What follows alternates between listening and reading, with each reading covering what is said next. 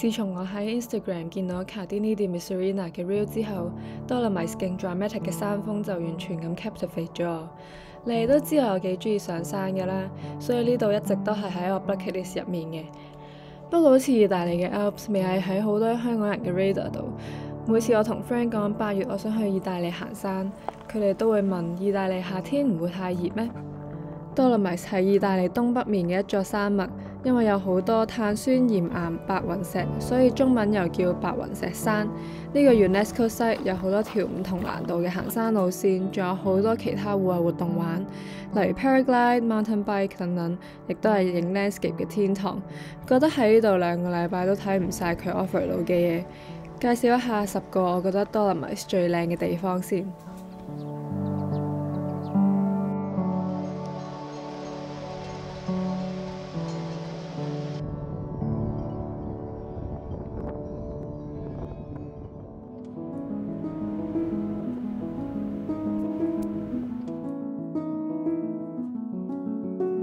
意大利山上面嘅公共交通工具唔算特別方便，所以大部分人嚟到都會選擇 road trip。喺度揸車每轉一個彎，你都會被雄偉嘅山包圍住。好多人會專程嚟到呢度玩電單車或者踩 road bike 嚟感受呢度狹窄嘅山路、髮夾彎同埋沿路嘅風景。一啲比較出名嘅包括有 Passo Giao、Passo Gardena 同埋 Passo Sella。Cinque Torre 意大利文直譯即係5座塔，係一個行山同埋攀石嘅熱點。有別於 Dolomites 其他奇形怪狀嘅石堆，佢嘅獨特之處係佢亦都係一個戶外一戰嘅博物館。第一次世界大戰嗰陣，呢度係意大利同 Austro-Hungary 之間衝突嘅地點。而家佢哋修復咗啲 trenches 同埋整咗啲 info board 俾遊客欣賞附近啲山脈之餘，仲可以更加深入理解呢度嘅歷史。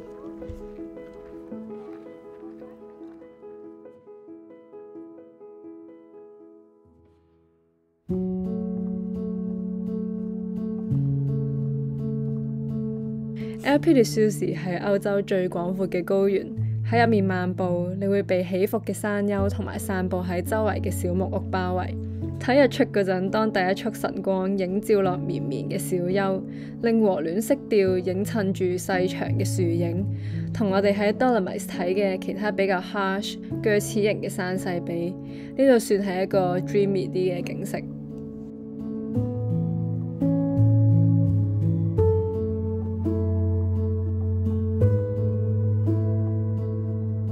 Val di Funes 呢個山谷近年喺 Instagram 出名，吸引咗好多攝影師嚟拍攝，就因為佢2間可愛嘅小教堂 Santa Maddalena 同埋 San Giovanni Church。綠油油嘅草地加埋後面襯托住嘅山峰，就好似走咗入童話書入面咁。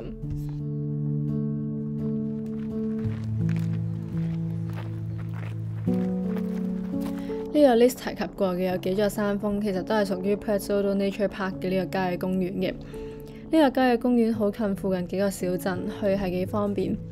我哋喺嗰度行咗一條比較長少少嘅路線，由 Rifugio Jimmy 行到 Rifugio Prat， 全長17 km。佢亦都係我哋喺 Dolomites 行嘅第一條路線，少少嘅熱身，一次過睇到晒好多嘅山峰、山谷等等嘅地貌，亦都俾我哋了解咗一下嗰度山屋嘅文化。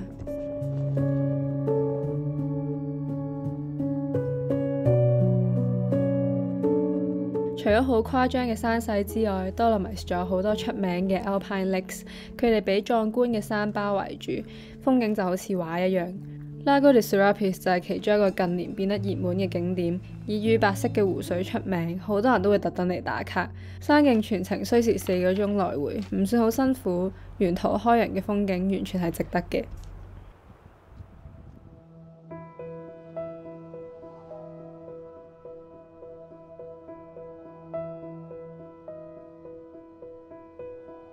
Lago Lago Federer 係另外一個我覺得非常值得去嘅湖。行 Claude de Lago 呢個 loop， 沿途嘅風景一定唔會悶。你會行過木橋，跨過溪流，穿過樹林，再嚟到一大片草地，再踏上多勒米斯最出名嘅 limestone 浮沙碎石路。但主角一定係波平如鏡嘅 Lago Federer， 仲有後面 Becco de Mezzodi 嘅倒影。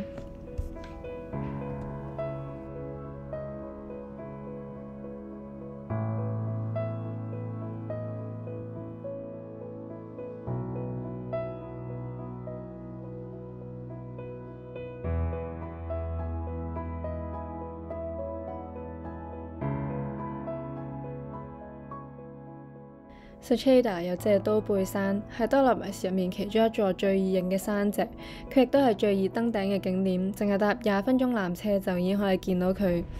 喺嗰度揾唔同嘅角度，捕捉萬變嘅浮雲同光線，幾個鐘好快就過。你亦都可以選擇沿住山脊行，或者坐喺山屋入面一路享受被山包圍嘅感覺，一路飲翻杯。喺山頂你仲可以睇到多勒米斯嘅其他山群。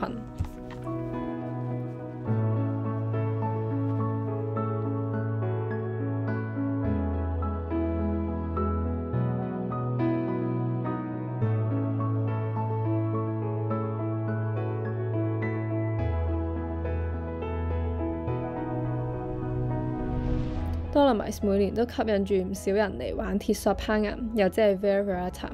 咁要去 Viale Towers 有好多條路線嘅，可以選擇 Via Ferrata， 又或者行普通山徑都得。我哋冇經驗同埋合適嘅裝備去行 Via Ferrata， 但又想挑戰自己，就揀咗一條有少少攀爬嘅路線。呢3座高聳入雲嘅石塔，點影都唔會失望。但我印象最深刻嘅一定係行過去嘅過程。一步一步拉住鋼繩咁攀升嘅感覺，我諗中意有少少挑戰嘅你都會認同。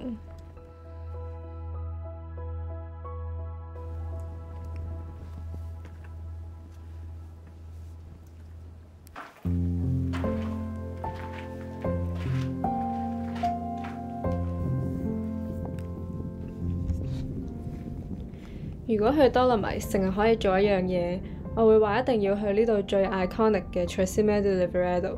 我哋嗰日喺三尖睇完日出，行埋佢個10km 長嘅 loop 之後，再去 Cardini di Misurina 睇日落。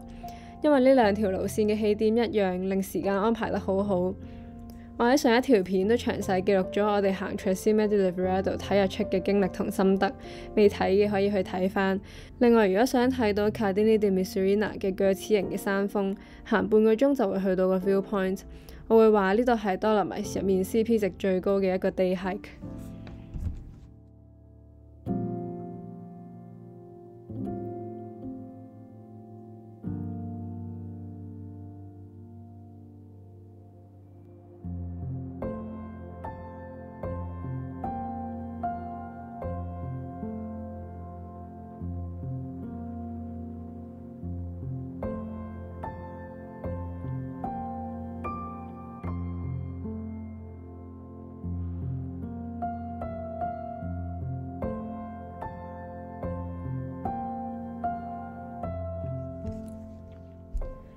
咁以上就係10個我多勒米斯最中意嘅地方啦。